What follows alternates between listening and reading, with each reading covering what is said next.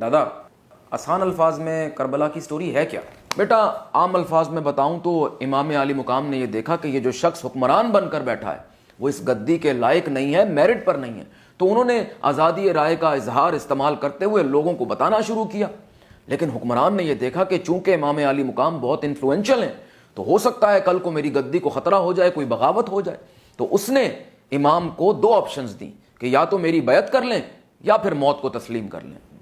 بیعت یعنی اس بات کو تسلیم کرنا، انڈورس کرنا کہ یہ خلیفہ برحق ہے اور اس گدی کے لائق ہے۔ بھائی تم مجھے بتاؤ، تم کسی شرابی اور زانی کو اپنا دوست بناؤ گے؟ ہرگز نہیں۔ تو جب تم ایسے شخص کو اپنا دوست تک نہیں بنا سکتے تو نواسہ رسول ایسے شخص کو اپنا حکمران کیسے تسلیم کر لیتے؟ لیکن دادا اگر وہ بیعت کر لیتے تو ایک بہت بڑی ٹریجڈی ٹل نہ جاتی؟ ہاں بیٹا یہ بات تو ٹھیک ہے، ایک بہت بڑی ٹریجڈی ٹل جاتی، لیکن ایک دوسری ٹریجڈی شروع ہو جاتی۔ کیا؟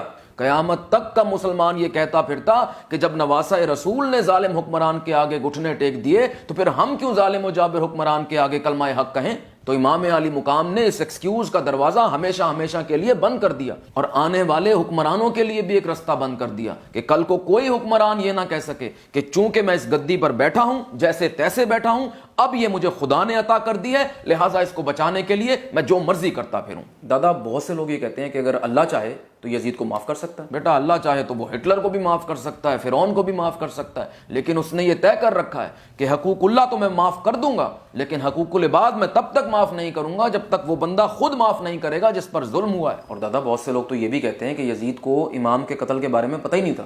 اچھا پتہ نہیں تھا، تو جب پتہ لگ گیا تو اس نے کیا کیا؟ ان کی مراد میں اضافہ کیا، ان کی پروٹیکشن میں اضافہ کیا، یا پھر ان کو تختہ دار پر لٹکا دیا؟ معذرت اتنا غصہ اسکرپٹ میں نہیں تھا۔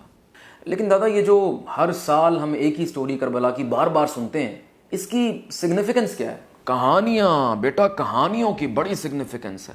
ہمیں قرآن پاک میں جگہ جگہ انبیاء کے قصے ملتے ہیں، بلکہ ہم تو اپنے پیارے نبی صلی اللہ علیہ وآلہ وسلم کے قصے سن سن کر تو بڑے ہوئے ہیں۔ لیکن بیٹا قصوں کو صرف سننا کافی نہیں ہے، ان سے سبق لینا بھی ضروری ہے۔ ایک شخص ہے جو کربلا کی سٹوری ہر سال سنتا ہے لیکن اپنے اندر حسینی کردار پیدا نہیں کرتا، تو بیٹا اس کا کچھ خاص فائدہ نہیں ہے۔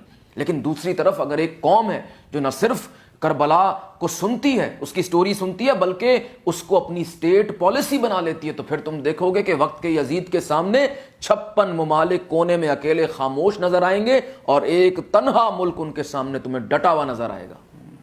دادا ایک اور بات، یہ جس طرح سے ہر سال محرم منایا جاتا ہے اس پہ بہت سے لوگ اعتراض کرتے ہیں۔